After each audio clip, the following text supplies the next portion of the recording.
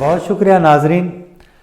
10 नवंबर का दिन पाकिस्तान तहरीक इंसाफ की हुकूमत के जो 3 साल गुज़रे हैं, इन 3 सालों के दौरान सबसे भारी दिन था।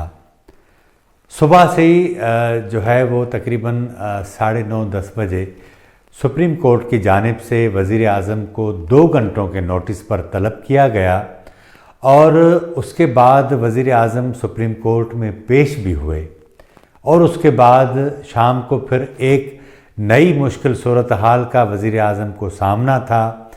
ये अचानक सुप्रीम कोर्ट में तलबी क्यों हुई, इसके सियासी महरक़ात क्या हैं या वाकई कोई कानूनी महरक़ात हैं, और शाम को जो सूरत हाल पैदा हुई उसके बाद वज़ीर आज़म को अपने ही फ़ैसले से यू टर्न लेना पड़ा, यानी जो जॉइंट सेशन उन्होंने तलब किया था उन्हें ऐन वक्त पर जो है वो ये फ़ैसला वापस लेना पड़ा। हो क्या रहा है और क्या होगा, आज हम इस पर बात करेंगे।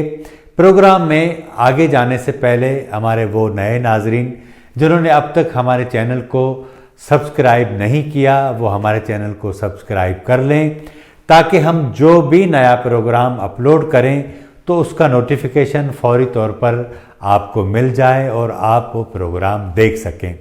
प्रोग्राम में आगे बढ़ते हैं।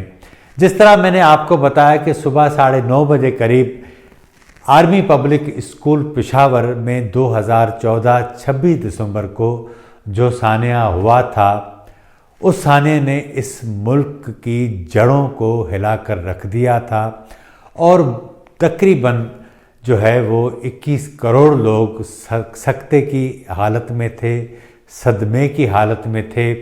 तहरीक इंसाफ का जो धरना था पार्लियामेंट हाउस के सामने था, वो मुकम्मल तौर पर दम तोड़ चुका था, लेकिन इस कत्ले आम ने तहरीक इंसाफ के इस धरने को ख़त्म करने और उसे इज़्ज़त आबरू का एक रास्ता भी फराहम किया। लेकिन इस सानिया ने पूरी दुनिया में जो है पाकिस्तान को न सिर्फ उसकी शक्ल तब्दील कर दी बल्कि टीटीपी ने इस पूरे सानिया की जिम्मेदारी ली।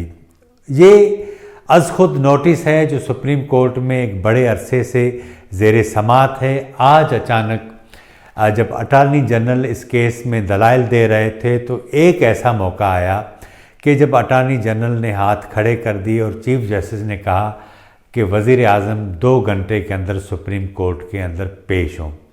फिर अचानक दौड़ें लगी, मीडिया के रिपोर्टर्स हैं उनकी भी दौड़ें लगी, मीडिया के जो इदारे हैं उन्होंने इजाफी कैमरे DSNGs भी सुप्रीम कोर्ट भिजवाईं और प्राइम मिनिस्टर ऑफिस से भी ये फ़ैसला जो है वो सामने आया कि वज़ीर आज़म सुप्रीम कोर्ट के सामने पेश होंगे। और जिस तरह कहा जाता है, तमाम हुकूमतें कहती हैं, इस हुकूमत ने भी ये कहा कि वज़ीर आज़म कानून की अमलदारी को तस्लीम करते हुए सुप्रीम कोर्ट के सामने पेश होंगे। वज़ीर आज़म सुप्रीम कोर्ट के सामने पेश हो गए। वज़ीर आज़म ने सुप्रीम कोर्ट के सामने जो बातें की उसमें सुप्रीम कोर्ट ने बहुत सारे सवालात उठाए। वज़ीर आज़म ने वहाँ भी तकरीर करने की कोशिश की। उन्होंने कहा कि हमने मुआवजा भी दिया जो 14 बच्चे थे और जो दीगर लोग थे उनके लवाहिकीन को। और उसके बाद हैरानगी की बात यह है कि सारी पेशी के बाद वज़ीर आज़म चले तो गए, लेकिन फिर हुकूमत की जानिब से जो लवाहिकीन को पैसे दिए गए 1.5 अरब रुपए मुआवजे के तौर पर, उसकी तफसीलात भी जारी की गई। ज़ख्मियों को जो पैसे दिए गए उसकी तफसीलात भी जारी की गई। ये वो सारे जो है वो बातें की गई, लेकिन सबसे अहम बात थी वो ये थी कि सुप्रीम कोर्ट ने उन्हें कहा है कि 4 हफ्ते के अंदर आप जो है वो मुकम्मल रिपोर्ट दें और ये बताएं कि आप इस सारी सूरत हाल में किसके ख़िलाफ़ कार्रवाई करेंगे। लेकिन जब वज़ीर आज़म सुप्रीम कोर्ट में पेश होने के लिए आए तो इस बार इन 3 सालों में वज़ीर आज़म को सहाफ़ियों के सख्त तरीन सवालात का सामना था और ज़ाहिर है कि वो उस वक्त उनका जवाब देने की पोजीशन में भी नहीं थे, देना भी नहीं चाहते थे, लेकिन ऐसा लगा कि उन्हें ये बात बड़ी नागवार गुज़री। लेकिन जो बात है वो ये है کہ وزیر اعظم نے ان سے کہا کہ ہم کوشش کریں گے، ہم نے پہلے بھی معاوضہ دیا ہے، ہم اور کر بھی کیا سکتے ہیں، اس طرح کی بے حسی کی باتیں بھی کی. لیکن جو اس ساری صورتحال کا المیہ ہے وہ یہ ہے کہ ان شہداء کے والدین، ان کی مائیں، ان کے دیگر جو ہیں لواحقین وہ بھی کورٹ روم کے اندر موجود تھے. اب 4 ہفتے کے بعد وزیر اعظم کو کہا گیا ہے کہ وہ پوری رپورٹ دیں، لیکن بے حسی بالکل واضح نظر آ رہی تھی. اور یہ سارا معاملہ اٹھا اس لیے کہ جس ٹی ٹی پی نے یہ سارا قتل عام کیا، اس کی ذمہ داری لی، اس کے ساتھ حکومت بات چیت کر رہی ہے، اپوزیشن اس کے اوپر شدید جو ہے وہ غصے میں ہے. اور آج پہلی بار قومی اسمبلی کے اندر مسلم لیگ نون کی جانب سے خرم دستگیر، جو ماضی میں بڑے عہدوں پر بھی رہے، وزیر دفاع بھی رہے، انہوں نے کہا کہ پولیس والوں کو شہید کرنے والوں کے ساتھ جو حکومت نے معاہدہ کیا، ٹی ٹی پی کے ساتھ جو حکومت نے معاہدہ کیا، کیا یہ قانون کی پاسداری کے لیے کیا گیا تھا؟ اس کا کوئی جواب نہیں ملا. لیکن ایک بات واضح تھی سپریم کورٹ کے اندر وزیر اعظم کی پیشی کے وقت کہ جو کچھ ایک درد ہوتا ہے، جو تکلیف ہوتی ہے، جو بیان ہونی چاہیے، وہ ان کی باڈی لینگویج سے نظر نہیں آ رہی تھی.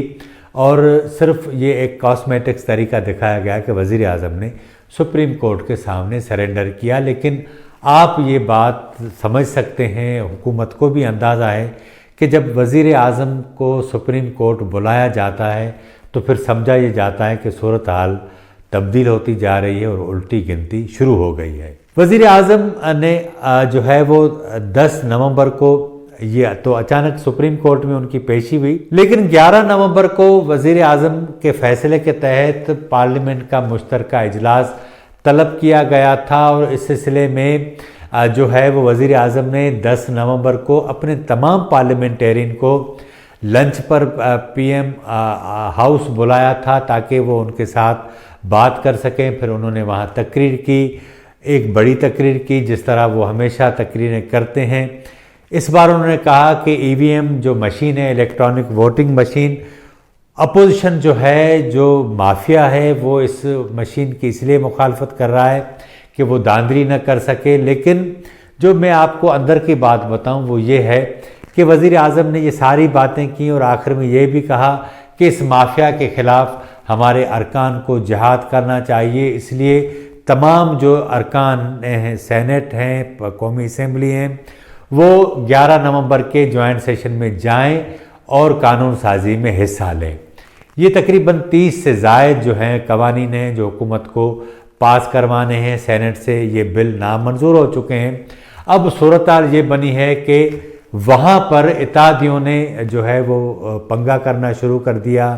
ایم کیو ایم، پاکستان مسلم لیگ قائد اعظم اور خود حکومت کے ارکان نے کہا کہ ای وی ایم کے حوالے سے تو ہمیں کوئی ایسی بریفنگ نہیں ملی، کوئی پتہ ہی نہیں. تو وزیر اعظم نے کہا کہ شاید آپ کو بریفنگ دے دی گئی ہو. میں تو سمجھا آپ کو بریفنگ دے دی گئی ہے.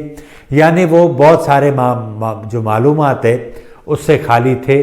اور نتیجے میں کہ فواد چودھری صاحب نے اس لنچ کے بعد اچانک ایک ٹویٹ کیا کہ اپوزیشن کے ساتھ ای وی ایم کے معاملے پر پھر پس پردہ بات چیت شروع ہو گئی ہے اور ہم چاہتے ہیں کہ اس پر اپوزیشن آئے، تعاون کرے تاکہ آنے والے دنوں میں جو عام انتخابات ہوں وہ شفاف طریقے سے ہوں. اسی لیے ہی ہم پارلیمنٹ کا جو مشترکہ اجلاس ہے اس کو مؤخر کر رہے ہیں. یعنی پہلے خبر انہوں نے جاری کر دی، اس کے بعد اسپیکر کا بھی ٹویٹ آیا، لیکن رات کو 10 بجے اس اجلاس کی جو ڈیفر کرنے کا نوٹیفیکیشن جاری ہوا. اب ساری صورتحال میں جو بات سمجھنے کی ہے وہ یہ ہے کہ ایک طرف سپریم کورٹ کا بلاوا، دوسری طرف اتحادیوں کی جانب سے جو ہے وہ آنکھیں دکھانا، اور تیسری بات جو ہے وہ خود ان کے ارکان نے جو ہے کہا ہے کہ ہمیں کوئی بریفنگ نہیں دی گئی. تو اس سے لگتا یہ ہے کہ صورتحال جو ہے وہ تبدیل ہوتی جا رہی ہے. جس طرح آئی ایس آئی چیف کے معاملے پر پنڈی اور اسلام آباد کے درمیان جو تلخیاں بڑھی تھیں، لگ ایسا رہا ہے کہ صورتحال تبدیل ہونے کی طرف جا رہی ہے. اور حکومت کو بنیادی طور پر خوف یہ تھا کہ جوائنٹ سیشن کا معاملہ اس نے مؤخر اس لیے کیا کہ اگر اس قانون سازی کے دوران اپوزیشن جس نے یہ تہیہ کر لیا تھا کہ ہم ہر صورت میں ان کی قانون سازی کو ناکام بنائیں گے اور اپوزیشن میں بلاول بھٹو زرداری، شہباز شریف نے اپنے اپنے طور پر تحریک انصاف کے اندر جو ناراض لوگ ہیں ان سے رابطے کیے اور ان سے کہا کہ وہ اس اجلاس میں جوائنٹ سیشن میں شریک نہ ہوں تاکہ حکومت کو منہ کی کھانی پڑے، اور اس کے لیے انہوں نے مکمل تیاری کر رکھی تھی۔ حکومت کا جوائنٹ سیشن سے پیچھے ہٹ جانا اس بات کی سب سے بڑی گواہی ہے۔ آج کے پروگرام میں اتنا ہی۔ ہمارے پروگرام کو آپ لائک کریں، شیئر کریں اور اپنی رائے کا اظہار ضرور کریں۔ مجھے اجازت دیجیے۔